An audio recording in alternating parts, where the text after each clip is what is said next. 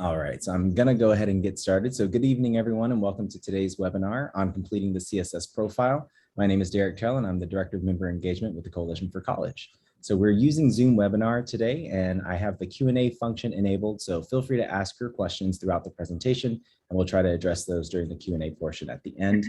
If this is your first time hearing about the CSS profile or attending a session with us, I also encourage you to check out our My Coalition Counselor articles and videos on college affordability and financial aid. So we'll drop a couple of links in the chat right now. And the first is the recording of our FAFSA session from last month. So be sure to check those out as well. Before we kick off today's session on the CSS profile, let me share some information about the Coalition for College and the work that we do. The Coalition is more than 150 colleges and universities with a proven commitment to access, affordability, and student success. So we believe that Coalition schools are smart college choices because of that commitment that they share. And Coalition schools are dedicated to graduating students on time with low or no debt. And this includes those who have been historically underrepresented in higher education. So members of the Coalition provide a variety of smart college choices for students to explore and apply to with a wide range of student body sizes and levels of selectivity. And still, collectively, Coalition schools outperform national averages by about 17% when it comes to retention and graduation rates, which are very important factors to consider when thinking about the college you want to attend and how much time and money you want to invest in your education. So when finalizing your college list, a great place to start is by exploring the over 150 colleges dedicated to making a college education affordable and accessible. So the Coalition and its members also provide a set of tools called My Coalition to help students learn about, prepare for, and apply to college. And you can access those by creating a free account at mycoalition.org. You can also follow us on Instagram to bring some of that insight and inspiration related to all things college right to your feed. And if you do happen to have any questions following this webinar, please feel free to reach out to us at any time via our info box at info@coalitionforcollege.org. So now we have some incredible Coalition schools joining us today: Boston University, Colby College, Reed College, and Wellesley College. And before we get into our Q&A portion of the day, I'm going to ask our presenters to introduce themselves and answer the question that I actually asked to the FAFSA panelists a few weeks back. So what do you enjoy most about talking to students and families around college and affordability? And we'll let Rebecca kick it off. Great, thank you, Derek. Hi, everybody, good evening. I'm Rebecca from Boston University, and so I'm the type of person where I love walking around campus, and if I see a family looking at the maps of the MBTA, the train system in Boston, I think like, oh, are they looking at BU? Should I ask them who they are and answer their questions? I love answering questions, and I really am happy that when Derek let us know how many families were signed up for this presentation, that really financial aid is becoming part of the conversation. You used to hear like, oh, what's your topic for your admissions essay? And now I'm hopeful I'll hear, what's your topic for your special circumstances on your CSS profile? That really financial aid is part of that admissions decision, and that students, nobody should be ruling out a school because of cost, but we should be part of the conversation. So that makes me happy that you're here tonight and ready to hear from us. So thank you. Hi everyone, my name is Heather Stetkis and I'm the Assistant Director of Financial Aid at Colby College. My favorite part about working with prospective students and their families is just being able to show them that a college education is possible. There are a variety of resources out there, from need-based aid to scholarships, also just borrowing smart should you decide to use student loans. So we do understand obviously that the admissions process can be pretty overwhelming and complicated. That's where I like to come in as a guide and really help families navigate the ins and outs of being able to afford a college education. We look forward to sharing some helpful tips with you tonight, and thank you for joining us.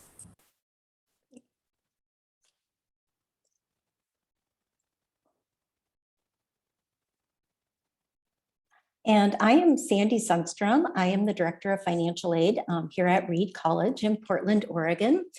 And like my colleagues, one of the things I really enjoy is helping students and families see that a higher cost private school might not really be out of their reach financially when we consider the aid opportunities that might be available to them. And I also like to help students and families try to work to demystify this process. It can be confusing. We have FAFSA, profile, IDOC, all of these things coming at you. So really trying to simplify it as much as possible and make it more approachable, and letting families know that we're here to help when they do get stuck along the way with various questions that they might have. So hopefully we'll be able to do some of that for you here tonight. Thank you. Hi, my name is Carrie DeFonso, and I'm the Director of Student Financial Services at Wellesley College. I'm really excited that everyone is joining us today. I myself am a first-generation low-income student, so I know how much financial aid can truly open the door to providing an education that can change someone's life. It changed mine, and I just really I love the work that I do. I love the opportunities that we provide. Just to kind of agree with what Sandy said, demystifying the process is incredibly important. And I often start financial aid sessions, high school nights, with this little phrase that I say. You'll be asked to fill out an FAFSA using the IRS DRT to pull over your parents' AGI, which will be used to determine an EFC, and when subtracted from the COA may or may not make you eligible for an FSEOG or a DL. And that is a completely accurate statement. Everyone can nod their head and understand that all of that is true, but it doesn't mean it makes sense. So throughout the evening, if any of us say something that doesn't make sense, if we start speaking in a lingo or a jargon that you don't understand, we really encourage you to use the Q&A. We'll be monitoring that throughout the presentation. And if you pop in there and say, wait, what did she just say? What does that mean? We can absolutely refer back to that and help you through the process. Thank you so much. Yeah, we are really in for a treat tonight. So let me go ahead and stop sharing the screen and let's hop into some of the questions here. So the first question that I want to ask is to Sandy. So what is the CSS profile and why do I need to fill it out?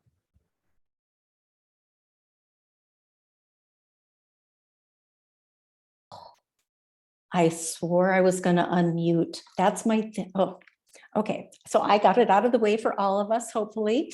I'm so sorry about that. So yes, the CSS profile, it's an online application.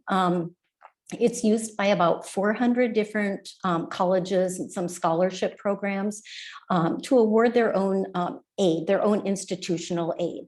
So as opposed to the FAFSA, or the free application for federal student aid, which we use to award your federal financial aid, we need another mechanism. We need more detail than what a FAFSA can provide to award our own institutional dollars. So yes, if it's required by the school, you want to fill it out so you can be considered for grants from the school, which is actually the largest portion of grants and scholarships comes from the institution themselves. So I would say if it's a school that does require the CSS profile, make sure you fill it out so you're considered for all of the institutional aid that they have available. Thank you, Sandy. So Carrie, the next question is, where do students go to complete the CSS profile and does it cost money? Sure. So as Sandy said, it is an online application. Students and families would visit cssprofile.collegeboard.org. And they would fill out the information, set up a profile, and provide demographic information, and then fill out the form. Heather has linked it in the Q&A or the chat, so that should be helpful. It does cost. So the CSS profile costs $25 to submit to the first institution, and then $16 for every additional institution that a student is submitting their information to. Great. And then Rebecca, so we just heard about the cost. So can a student get a fee waiver for the CSS profile? Yes, so there was great news put out this year by the College Board that all families with on your tax return, your I'm going to use the adjusted gross income. That's the AGI that Carrie said in her poem. If your parent income, your adjusted gross income is $100,000 or below, there will be no fee to file the profile, and this is for undergraduate students. So it was really exciting news. If you have an SAT fee waiver, you automatically qualify. And there are some other groups that automatically qualify, but I think the big news, and that's easiest to understand, is that if your parent income is $100,000 or below, you will not pay the fee to file the CSS profile. Thank you, Rebecca.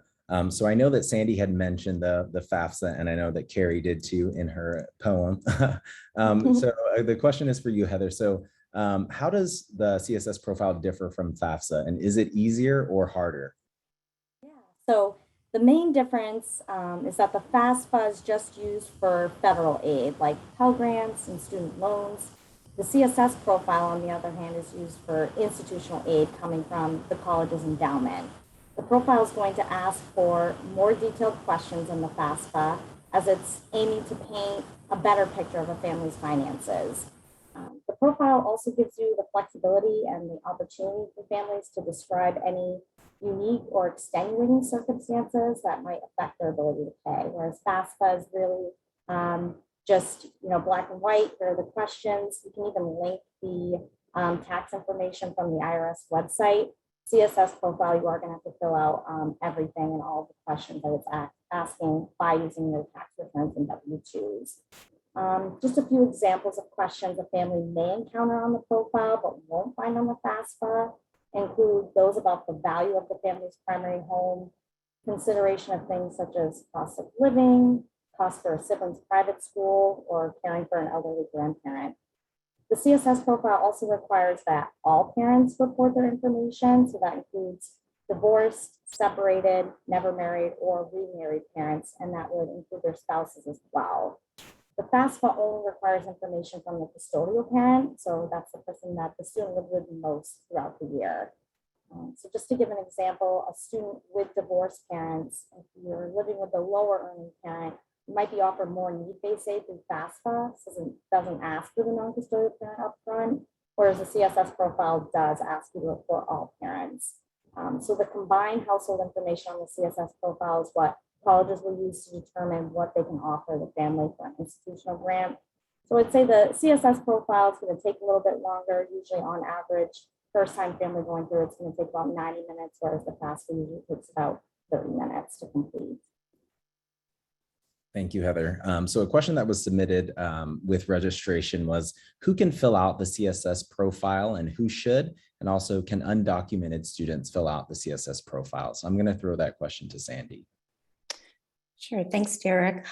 Anyone who is considering assistance from any college should complete the CSS profile. So as Heather mentioned, unlike the FAFSA, where you might have a custodial or non-custodial situation, both biological parents will complete a CSS profile. There's some exceptions that we'll talk about in a little bit, but in general, both parents will complete that. And undocumented students, international students can also complete a CSS profile. There's no citizenship requirements for that. Awesome, thank you. And Carrie, so what documents should students and families have prepared or ready in order to complete the CSS profile? Sure. So I think Heather mentioned a few of these when she was talking just a minute ago, but we always encourage students and families to have their most recently filed tax information with them. So for students who are applying for financial aid now for the 2022-2023 academic year, which would start in the fall of 22, they'll be using their 2020 tax forms. So we would suggest that you have your fully completed and filed 1040, along with all pages, schedules, and statements, and all W-2s and 1099s. So really anything that a family would use to complete or submit their taxes, you would want to make sure that you have those on hand when you're completing the CSS profile. Thank you, Carrie. So the next question, I actually think there's one in the Q&A as well, but it's about submitting a correction to the CSS profile. So Rebecca, can a family go back and make corrections to the CSS profile? Yes, they can, is the short answer. Another new feature I get to talk about this year to the CSS profile is that students can make an update online. So they do need to wait for their initial CSS profile transaction to go through, and then log back on, and they will see a sort of a button that they can make a correction. You could make one correction for your custodial parents CSS profile and one correction for your non-custodial. And there are topics. So it's pretty, I was trying it out today, and it was, I could follow along. There was topics. What are you changing? Most of the questions that you'll want to think about making updates to is if the CSS profile asks if your parent owns a business, and you might not think of, your mom is a real estate agent, but you don't realize that she actually, she owns that. So you skip that. You might want to go back and update that. Or if you mistakenly reported yourself as an independent student, you do want to correct that information. So it's sort of big items on the CSS profile. The FAFSA, you can correct all the data elements, but the last thing we want you doing in our aid offices is saying, oh, I spent $100, I'm going to update my asset information on the profile and FAFSA. So that's not what it's intended to. It's if you make a mistake and you want to correct it, you can do that online. So there is an opportunity, but I would make sure before you submit to maybe once over it and check the information. Thank you, Rebecca. So Heather, there's a question in the Q&A that kind of goes along with the question I was going to ask you anyway. So the question was, should one fill out a FAFSA even if they don't think they qualify for any federal financial aid? And my question was, is there a reason that anyone should not be filling out the CSS profile? Yeah, so just as you mentioned with FAFSA, even if you don't think you're going to qualify for need-based aid, the FAFSA, you could still at least fill it out. It's free. Should you decide to utilize student loans. So that eligibility is there for FAFSA. For CSS profile, if you have financial need, you want to be considered for the college's institutional aid, and your college is going to require it, you should complete the CSS profile. The only reason you would not file is if you feel your family wouldn't be eligible for that need-based aid. Most colleges have estimation calculators and tools available on their website, where parents can actually input general income and asset information, and it will generate an estimate of what a financial aid package might look like for you. If that shows you might not qualify for need-based aid, you still want to confirm with your college what the requirements are going to be to apply for financial aid or not. Sometimes this information is readily available on the college website. Again, just make sure that as you're completing some of these tools, checking with the financial aid office, we're happy to walk you through it just to see where your family might fall when it comes to need-based aid. Thanks, Heather. So someone asked, should I wait to file the CSS application or the CSS profile to schools that my child gets accepted to?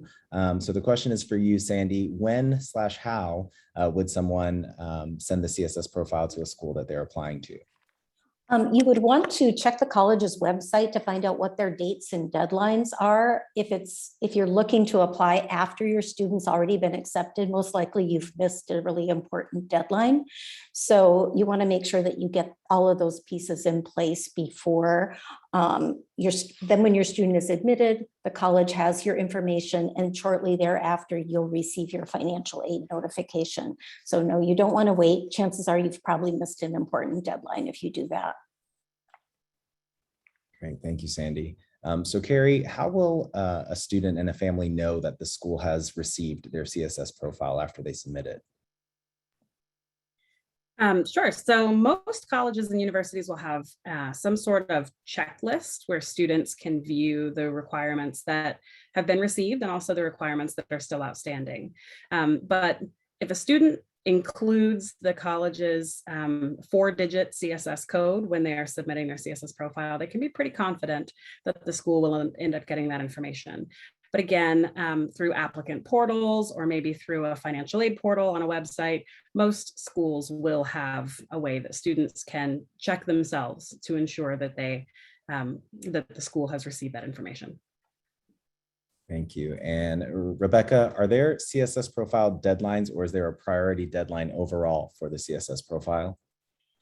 I'm so glad I got asked this question, because I think this is a time where a family needs to come together and create a Google Doc or a spreadsheet And really, this is where you need to track the information. So the college the student's applying to, do they require, what aid applications do they require? FAFSA most likely always will be check. Unless you're international, then you wouldn't check the FAFSA. CSS profile. And we don't mean to confuse families, but some schools might have their own, what we call the college financial aid application. So go to the website, check what they need, and then check the deadlines, because the aid applications are school specific when our deadlines are. So at Boston University, we might not have a different deadline than Colby and Wellesley and Reed. So we can't say the deadline is January 4th or November 1st, because it is school specific. So I think it's really important, and I'm sure difficult to track. So I think creating a spreadsheet with all of this useful information, and I know Carrie just mentioned that we call it a portal at Boston University, checklist. You're going to have logins and passwords at probably every school you apply to. So I would track what your login and what your password for each portal, because I know I'm telling students constantly, well, check your portal. And I'm focused on Boston University, but I'm sure there's portals at every school. So it's really good. I think this is a time to be detail oriented and track information, because there's not one deadline that we can say that schools determine their own deadlines. The great news is it's after October 1st. So the CSS profile and FAFSA for the 22-23 year are out there and available. So you can go ahead and file now. And you most likely won't have missed at least a regular decision deadline, but you want to pull it up and track those deadlines, because they're very important at schools. We want to carefully review your information, and many of schools get thousands of applicants, so we need time to be able to review it and then potentially ask you questions or answer your questions. So the deadlines are important, but we understand you're dealing with a lot of them, so we try to predominantly display it on our website. Thank you, Rebecca. So Heather, there was a question about filling out the non-custodial waiver form. Can you, first tell us what a non-custodial waiver form even is, and then some tips about filling it out? Sure. So the non-custodial parent waiver form is the student requesting to the college that they want to have their non-custodial parent information waived. So again, we mentioned earlier that the CSS profile is going to ask for all parents' information. So if you're unable to provide this information about your non-custodial parent, there is a CSS profile waiver request form available, and each college will then make the determination if that requirement can be waived. So colleges will usually require supporting documents, and that's also on the waiver form that's offered through the CSS profile. It can be submitted directly to the college or uploaded through IDOC, which is the Institutional Documentation Service website, which is part of the CSS profile. You can securely upload these documents. You can check the college's website or contact the financial aid office directly just to clarify what their non-custodial parent waiver process is. Typically, the waiver form offered through the profile is sufficient, and you'll also need to include, usually it's a letter of support from a third party, like a teacher or a guidance counselor that can speak to the situation, or in more severe cases, court or police records can be submitted along with that non-custodial parent waiver form. Thank you, Heather. And then Sandy, can you kind of give us just a general overview of the steps that go into filling out the CSS profile or just applying for aid more broadly? Okay, sure. As far as the CSS profile, the steps, I'm going to put a link in the chat, in the general chat, to the College Board site. They have a really good resource, gives you a broad overview, but essentially for the profile, you're going to sign in using your College Board account if you have one already, or you can create an account. Completing the application, I think the profile has come a long way in providing help text to families, and they also have College Board assistance available, and also you can contact colleges too if you have questions along the way. But that part of it is fairly intuitive. You're going to submit that online. You'll list the various colleges that you want to have receive the information. And then if you decide to add colleges, not a correction, but you just want to add colleges, you can go back in and do that at a later time. And then on the College Board site, there's something called a dashboard. So you can see what you've completed. You can see if you've had to upload tax documents, what documents you've uploaded, what schools you've sent that to. And then, like we talked about, if you did make a mistake, you do have the opportunity to submit a correction, one correction. But beyond that one correction, you might also have something else that you realize later on. So that's where you would contact the school to ask, what's the best way that I can let you know about something that just changed in my profile? I just got a couple of emails today from some prospective students who misreported something, and it's not, we don't want them to go back out and do a correction. We can just go ahead and update it in our system. So find out from the college the best way for you to notify them, especially if you've already made a change to your application. Thank you, Sandy. So a couple of questions have come in regarding filling out the CSS profile and the FAFSA every year. So Carrie, do you have to fill out the CSS profile and the FAFSA every year? And what if you filled it out a few years ago for another child? Can you still use that information again? Sure. So I'll answer the second part of that first, which is if you've filled out these forms in the past for other children, can you use that information again? And the answer is no. Applications are student specific and year specific. So if you have twins, you will have to do 2 FAFSAs every year, and you will have to do 2 CSS profiles. If you have multiple children in college, that applies. And if you have a child and then say 5 years later, you have another one in college, you'll have to do these applications for each individual student for each year that it's required. To answer the first part of the question, if you are a US citizen or permanent resident and you need to fill out a FAFSA, you will need to fill out a FAFSA every year to determine your eligibility and qualify for federal aid. Whether or not you need to do a CSS profile every year is really dependent upon the institution that you end up enrolling at. So some institutions do require CSS profiles to be completed every year. Some institutions require that it be completed every year for some populations of students, but not others. So it really will depend where you end up going and what that institution's expectations for renewal are. Thanks, Carrie. The next question is for Rebecca. So what if a student is a US citizen, but their parents are not? Do they still fill out the CSS profile, and how should they go about doing it? And then I'll add another caveat to that, which is what if their parents do not file taxes in the US? Sure. So the great news is it is much simpler to file the CSS profile if your parent doesn't have a social security number than it is the FAFSA. I know the FAFSA, you need to print out the signature page and mail it. And it's, I can't believe they still do that in 2021 where that's not a barrier for the CSS profile. You can complete it with your parents' information, not including a social security number.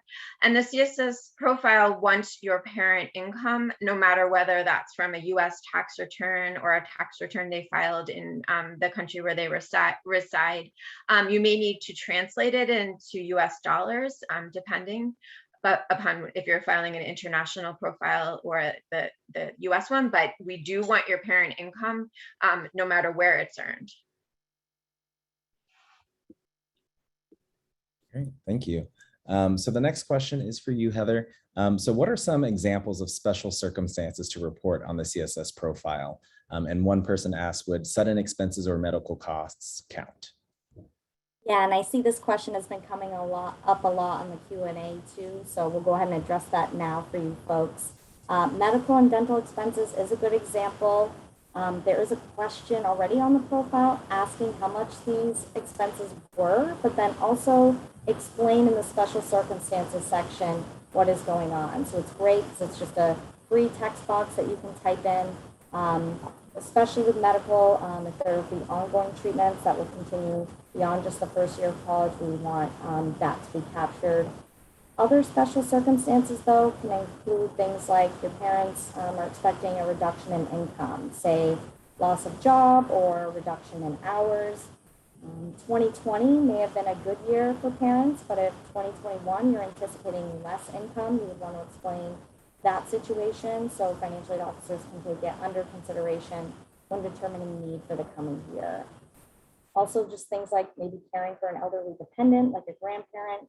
Essentially, any factors that would affect your ability to pay can be explained under the special circumstances.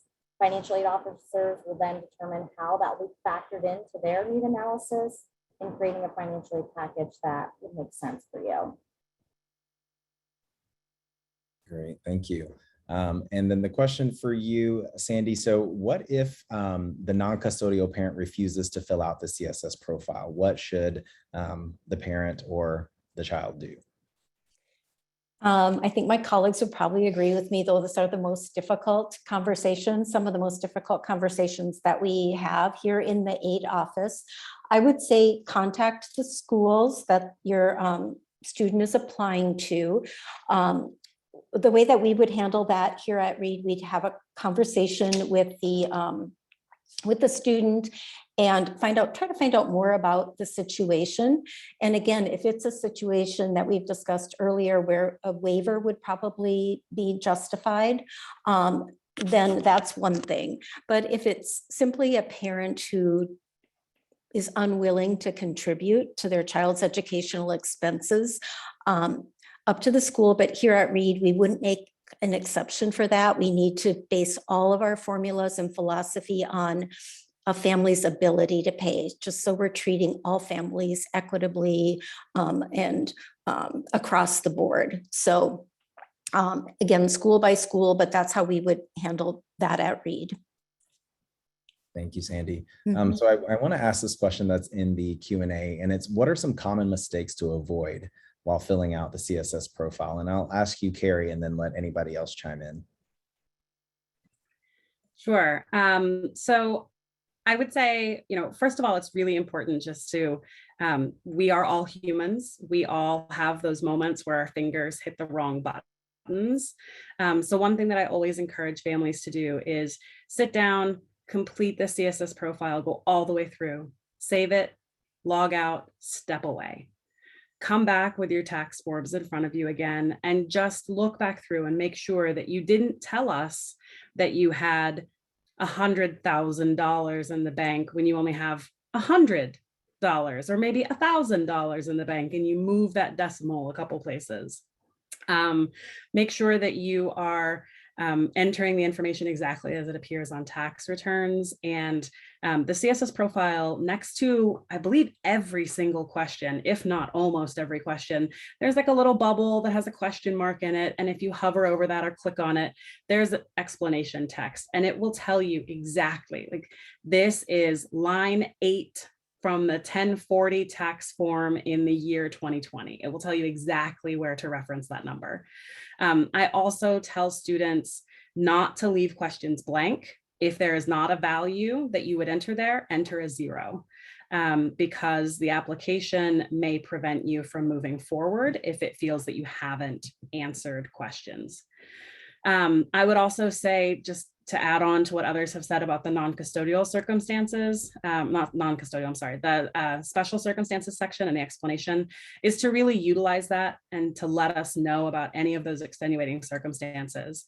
There are also places throughout the application where it will tell you, if you enter something here, please add a statement in your special circumstances about this. Please explain about this. So I would encourage students to not forget to go back and to add those special circumstances. Thank you, Carrie. So we have a couple of questions in the Q&A about filling out FAFSA or filling out CSS profile and that affecting your admissions decision. Rebecca, can you talk a little bit about that? Sure. So I would never not complete the financial, if you cannot write a check for the full cost of attendance at a college, I wouldn't never not fill out the financial aid applications. So there are schools that they call need aware. And so we wish, I know all of us here on this panel, we wish that our schools and my schools, but Boston University had enough money to be what's called need blind and not look at the finances, but we do have a financial aid budget. So while we are very generous and we make a commitment to all admitted students to meet their full demonstrated need, we know that we need to look at that demonstrated need sometimes. On the margins was what we say. But as a family, I would never let that I wouldn't fill out the financial aid applications because of this, because while you may be admitted, then if you can't finance it and affordability is impossible, that is a very difficult conversation to have with the student. And, you know, we've had them, but that's not something I would ever want to see a family in. So I would always advise file. And, you know, college admissions, it's sometimes not a fair process, but that's why you apply to more than one school, and that there's great schools out there, and I think students will find where they belong, but never don't not file the financial aid applications because you feel it might impact your admissions decision, unless you can write a check for the full amount. And Derek, can I just add, actually, I do work at an institution that is need blind and is committed to meeting 100% of need. And I can say that even for our students, while having an incomplete financial aid application has no bearing on the decision that our admission office is making, when students don't complete their financial aid application and we aren't able to offer a financial aid eligibility determination at the time of admission, it creates situations in which students are trying to compare apples to oranges. They're trying to look at their different options, and as Derek said at the beginning, to make a smart decision about what school is really the right fit for them. Financial fit is important, and if students don't have the information that they need to make those decisions, it can really complicate that decision-making process. So I completely agree.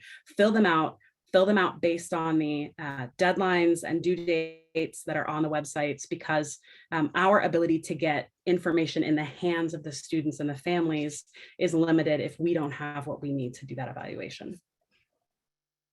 Thank you, Carrie. So Heather, what assets are or are not considered as part of the CSS profile? Yeah. So assets that you're going to report on the CSS profile include information about your cash, savings, checking account amounts, things like 529, education savings plans, trusts, and other investments like stocks and mutual bonds. Also, if other real estate is applicable, such as a vacation home, rental property, or farm, that would be considered an asset. Business value as well should be reported. Home equity, just so everyone's aware, is calculated as the value of the home minus the debt owed on the home, and financial aid officers will determine how to treat home equity based on their needs analysis calculation. In some cases, home equity may be forgiven completely as an asset, depending on your location and other factors that you report on the profile. One thing that's not considered as contributing to a family's asset threshold is your retirement accounts. However, you will still be asked about the amount on the profile simply because it is part of that full financial picture that financial aid officers require when evaluating what the true financial need of the family is going to be. Thank you, Heather. Sandy, there are a couple of questions in the Q&A about if the CSS profile, if not filling it out, would you still be eligible for merit scholarships? Do you mind talking about that a little bit? Or Sure. It depends upon the school. So we don't offer merit scholarships at Reed, but some schools may require the CSS profile to be considered for merit scholarships.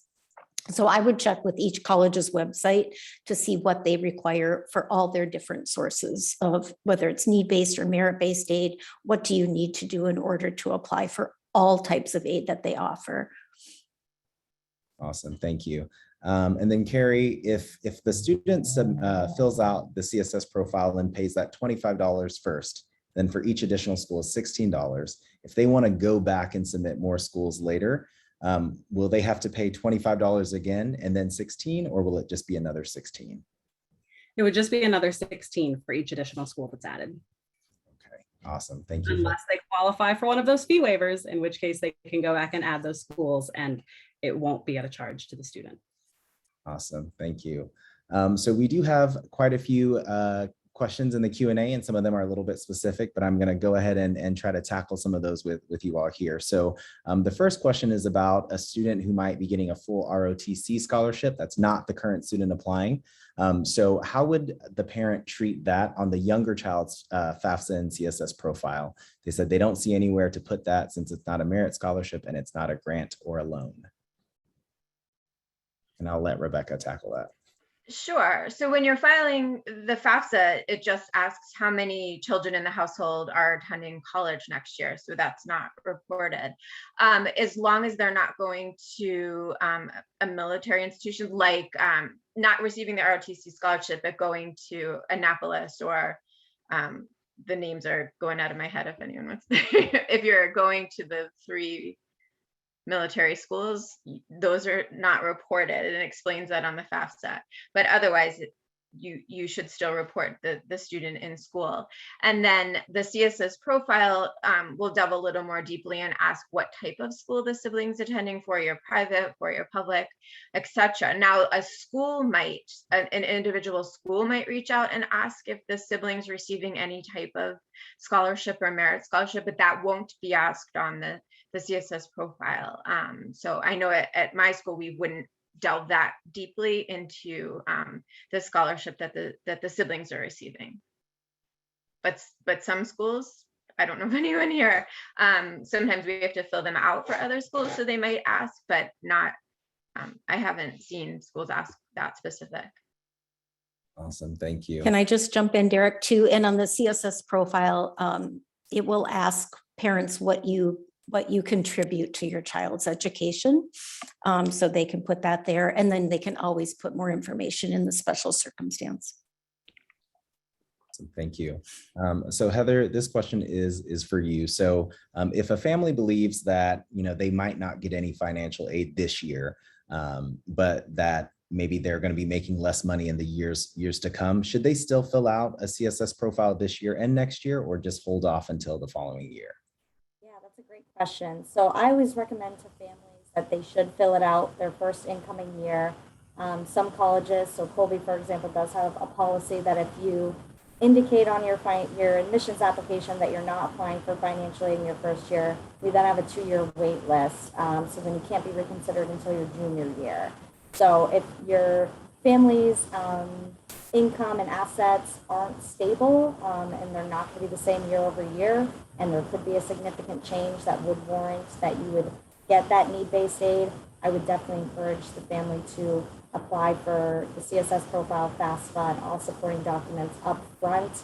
So even if they're not eligible their first year, they don't have that 2-year wait list. They could then apply for that student's sophomore year, so on and so forth, just so that they're reconsidered for aid in the future.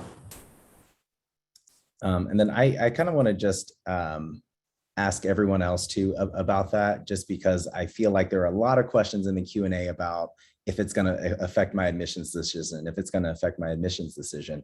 And so I just don't want anyone to not apply for it, but actually need it. So does any other school have a similar policy to Colby? We will look at what the student puts on their admission application. Do you say, yes, I'm interested in aid, or no? If you were to say no and get admitted and then come back and say, oh, but I need financial aid, we wouldn't be in a position to offer you aid. We don't do it. We do a 1-year waiting period for domestic students. So the student would not be eligible that year, and they would have already missed our deadlines, our priority deadlines for funding.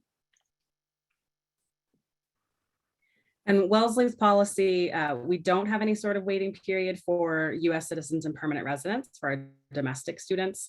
But for our international students, we are not need blind. So we determine an international student's ability to pay at the time that they are admitted. And we don't allow international students who are admitted without aid to apply later. Even if there's been a significant change in circumstances, we have a very limited pool of resources for that population of students. So it's really important at my institution that students indicate whether or not they're planning to apply for aid, and then follow through with that if they are not US citizens or permanent residents. And at BU, the most important is meeting the first year deadline, so the deadline when you're enrolling. We have something called scholarship assurance, so we guarantee that amount for your 4 years, and we give increases if tuition goes up. If you do miss the deadline, you won't be funded for your full year, but you can reapply the next year and will meet 100% of your demonstrated need, but it would be a full year. Thank you. So this next question I have is for you, Sandy. So what if a family has not filed their 2020 taxes? What do you suggest that they do? I just had an email today from a parent who had not filed their 2020 taxes. I would say check the deadlines of the schools. So if you're coming up on a deadline, you can do your FAFSA and your CSS profile. And the FAFSA, it'll say completed tax return, estimated. So get it in there with your estimated data, the FAFSA and the CSS profile. And then for your FAFSA, once you do file your taxes, you will need to go into your FAFSA application and update it. And then if you have changes based on what the actual numbers are when you do file, then let the financial aid offices know if you've also completed a CSS profile. So they have the most accurate information. And depending upon the school, they may require that you submit that tax return once it is completed. Maybe they'll give you an estimated aid package if they're working with estimated numbers. Thanks, Sandy. And Carrie, does each parent or guardian have to apply for a CSS profile separately, or just one profile that has both parents' information? So that fully depends on the parent's marital status. If the biological or adoptive parents of the applicant are married, then it would be one application. If they are married living together, if they are unmarried living together, that is a custodial household unit, and that is the household unit that is used to determine eligibility. So it would be one application. If the parents are married but living separately, the custodial application, the household in which the parent resides more than 50% of the year, is one application. And then the non-custodial parent, the other parent who's providing less than half of that support, would be a separate application. Same thing if the parents are separated or if they are divorced. So it comes down to the marital status of the student's two biological or adoptive parents. Thank you so much. The next question I have is for you, Rebecca. So how does the permanent address in reference to military families who are stationed elsewhere, how would that factor into in-state tuition or anything regarding the FAFSA and the CSS profile? So I believe that would be a question that is school specific, whether you qualify for the in-state tuition at the public university for your state. Tell me if I'm wrong, panelists, but I don't believe that would impact a question on the CSS profile or FAFSA.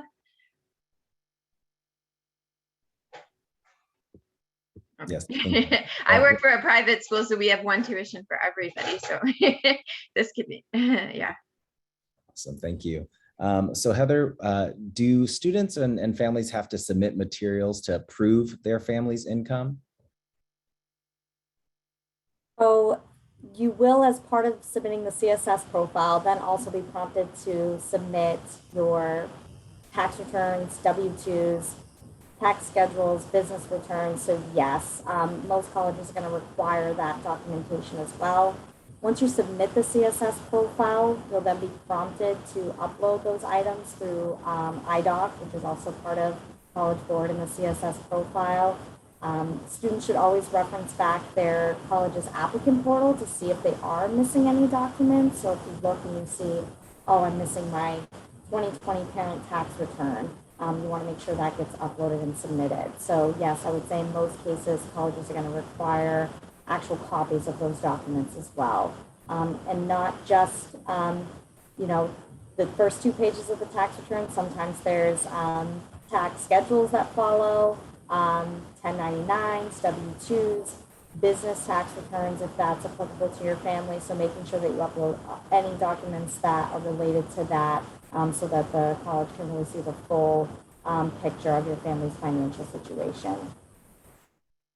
I would also add, someone mentioned earlier, maybe creating a spreadsheet or a Google Doc where you've got websites and logins and deadlines. It's also important to note that not all colleges and universities use iDoc. So you may be submitting all these tax documents to iDoc, which may go out to 4 or 5 or 6 of the schools that you've applied to, but maybe there are 2 others that you need to submit all of that documentation to directly. So when you're creating that spreadsheet where you have the list of all the different institutions, deadlines are important, but so are requirements and submission expectations, how and where you submit that information. Awesome. Thank you, Carrie. The next question I was actually going to ask you, Carrie, because I think you had touched on it a little bit earlier. So the question was about having biological parents that live together, but they're unmarried and they file taxes separately again. So does the student file the CSS profile, and what do the parents do in regard to that? So my understanding, and again, fellow colleagues, let me know if this is incorrect, but what we've always told students to do is you would report that your parents are married, unmarried, living together. And basically you're adding up. You've got both tax returns in front of you, and you take the wages for parent 1 and the wages for parent 2, you add them together and enter that as the wages on the CSS profile. You would do the same with all of the different data elements. You would combine whatever cash savings checking they may have in separate accounts. So you just are kind of doing all of that math and then entering the sum of each of those items into the application. Thank you. And then Sandy, is there an income minimum or maximum limit for receiving aid? No, there is not. I would suggest to families, like we've discussed before, if you can't write out that check for 4 years of education, that you shouldn't rule yourself out, make that self-determination. I've talked to families where they never applied, and then I'm having conversations with them and they thought, well, I didn't apply. I didn't think I was going to be eligible for anything. And it turns out they would have. So I would say one of the best things you could do is go to the school's net price calculator. Each school has that on their website. Put in your information and see if you'll get an estimate of what a student with a similar financial situation as yours received the prior year. So you could do that. It doesn't hurt to fill it out the first year. Yes, there's a cost for the CSS profile, but then you have your answer. You don't have to question whether or not. And then I think, Heather was speaking about this as well. One thing we like to have is that base profile on file for a family, especially with job losses and COVID. We had a really good base of where families were kind of starting from. So we were a little bit more nimble and quick to be able to get some emergency grants out to students and to see where they had been and how things had changed. So I would just say, do it the first year. If you don't qualify and there haven't been changes, and the college doesn't require you to keep applying for a merit scholarship reason or something like that, then I would say then I wouldn't go ahead and bother to do that. Thank you. I'm going to ask some of the more specific ones here. So this one was asking about Social Security disability payments. So they were given back pay for 2 years. So now they've gotten this large lump sum that's for living expenses. How should they address that in the CSS profile? And I'll let Rebecca answer that. Sure. So you should report the amount you received in 2020. So that's what it's asking. And then I would write it in the special circumstances, but I would also write an email and explain your circumstances and email it to each of the financial aid offices that your student's applying to. I think that's why we have jobs and we like what we do. And we can make the adjustments. We just need the information. But we need that base, the true value of what you received. And then any documentation that you have would be helpful as well.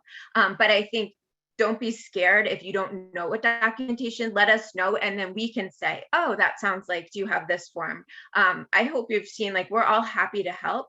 Just give us a place to start. And then we can, sometimes I know families get stuck and they might miss a deadline because they think I don't know what to put. And you're fretting and you're worrying. And, but I think put what you feel is correct, hit submit, and then reach out to the schools and say, can you help me with this?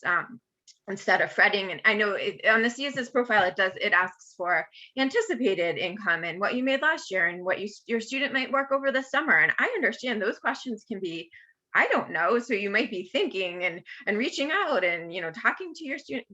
That's not, I think estimating on certain fields is okay before missing the deadline. And we understand that. So I think your base year income is important to use your tax return and your W-2s for what you can. And then to the best of your ability, fill out the other sections and maybe put an email together and hit send to each financial aid office. And then we can work with the families. And that's what we like to do. Thank you. The next question I have is for you, Carrie. So what if a family has saved up enough money to possibly cover year 1 and year 2 tuition, but not enough for year 3 and year 4? What do you suggest that they do? So again, as I think multiple of my colleagues have said, if you can't write a check today for all 4 years, I would suggest submitting the CSS profile as a first year or entering student applicant, because different institutions have very different policies. We've heard that Reed has a 1-year wait and Colby has a 2-year wait, but there may be institutions that say, if you didn't apply, you can't ever apply, whether you qualified or not. So I always think, I agree with my colleagues, fill out the application, even if you currently have the means to pay for 2 years worth of the education, because that doesn't necessarily, it doesn't mean you have enough to pay for all 4 years. And depending on your family's circumstances, we're looking at both income and assets, and we're not expecting that every family is emptying their bank account to pay for the first 2 years of college. There is a formula in place that maybe you would qualify for aid even in those first 2 years, with the expectation that some of those assets that you've saved can be saved for years 3 and 4. Awesome. And then Heather, so if a student lives with their parent, one biological parent and the other biological parent they don't have contact with, but their biological parent that they're living with is remarried, would they use the income of their biological parent and the step parent when they fill out their CSS profile? They would, yes. So when you do complete the CSS profile, it is going to ask for all parents in the household, including step parents. So that income information is going to be reported as well, especially if they filed jointly on a tax return. It's going to ask you to fill out all of that information. They live together, so they have shared assets. So yes, step parents' information would also be factored into the needs analysis as well. Then this question is for you, Sandy. So there are a couple of questions in the Q&A about any advice on what parents should put for how much are they expecting to give? Should they do that thinking that their child will not receive any merit or need-based aid? That's a good question. I'm not even sure why the CSS profile asks that. I think, is that even on there for 22-23? I think it's still on there, isn't it? It's kind of interesting to see what parents think that they're going to contribute. I don't know that schools use that in the analysis. What I've noticed over 20 some years is the very, very needy students, very low income students put higher amounts than we think that they should be able to contribute. So we're not going to necessarily take their higher amount. I would just say, use your best guess. What do you think? What do you think it's going to cost? What are you comfortable affording? I don't think my colleagues can answer for that, but if somebody puts something higher in their offer than what our analysis shows, we're not going to use that higher dollar amount. It just kind of gives us a gauge where families are at with what they think college might cost. Awesome. And then Carrie, I have a question here from an international student. They were wondering if they should submit tax form and income statements in both the original language and English, and if it was okay for them to translate the documents on their own. So the answer to that at my institution is absolutely yes. Please don't submit only in a foreign language. We don't have experts who can translate in our offices. So it is important to have translated copies. It is often helpful, we find, to have both the original and the translated version because we can compare. If there's a certain line item that we're kind of questioning, we can go back and look. And we are okay with students doing that translating, especially of the line items, the descriptors for things. It's fine for the students to do that. We will often do our own conversion of currency. We, at our institution, we use a particular date in time, and we convert all of our students from their home country's currency to US dollars as of a particular date. So you can convert both the words and the numbers, but be aware that we may come along behind you and convert those currencies again. So I know that there are still some more questions in the Q&A, but we are right at time. But I did want to just give each of you all just a quick minute to give any last words of advice for students and families as they're filling out the CSS profile and just thinking about college affordability. So we'll go in the same order that we did. So Sandy, Carrie, Rebecca, and then Heather. Okay, so I would say some advice: give yourself time to complete the CSS profile. You know, as we mentioned, it's more complicated. It's going to ask you more questions about the FAFSA. You can always save it, come back later. And then also I would just remind people to don't be afraid to ask questions. And as Carrie was mentioning, some of these questions, like, what do you think you're going to earn this summer? Please don't sweat about some of these questions that are on the CSS profile. If you do make a mistake, and we have taxes, we make those corrections, but I would say do your best and reach out to us if you have questions. We're all here to help you. It's a stressful time of year. You're trying to get all of your admission and your financial aid information completed, but really do reach out to us. We have great staffs who really want to work with families and help them through the process. So I completely and 100% agree with Sandy. One of the things that I always like to tell students is I am here and my team are here to help you, to answer your questions. So I know that there are private consultants, there are people out there who you can pay often not an insignificant amount of money to fill these applications out for you or to help you fill out these applications. Before you pay anyone to submit something for you, I would absolutely suggest that you reach out to the financial aid office of the institution that you are interested in applying to, any one of our institutions. Even fellas, you can't apply to Wellesley. I'm sorry, it's a women's college.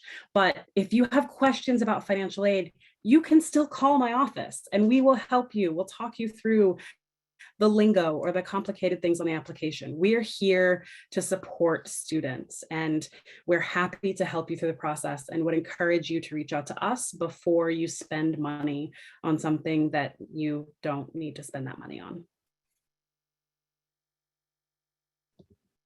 100% agree with Sandy and Carrie. I wouldn't, that's why we're here. We're here to help. And it really helps us if you don't miss the deadline as well. Those are some of the most difficult conversations that we'll have after decisions are released in the springtime. So I think just give yourself the time and give yourself the knowledge. That takes so much stress off. Create that spreadsheet, know what forms, feel good about it, and get them in, and then ask for help. But I think you've seen that we want to be helpful, so use our services. I would just add that communication is key. It's difficult to discuss, and it's a sensitive topic, but it's really important for parents to talk with their children about what they can reasonably contribute to the cost of the education. So as everyone's already suggested, be sure to start the college search process early so you know what questions to ask, such as if a college offers need-based aid, what the required documents will be, and reach out to your financial aid officers. We're more than happy to chat with families to help alleviate any concerns that may arise. So again, just really start your research early, and transparent communication is key to the whole process. All right. Well, thank you so much. I just want to say thank you to all of you all for hopping on here and asking these wonderful questions, and then all of our panelists for giving such amazing answers and providing this insight and that advice around the CSS profile and financial aid. So with that, I will close out the webinar and say good night to everyone. So see ya. Have a good evening.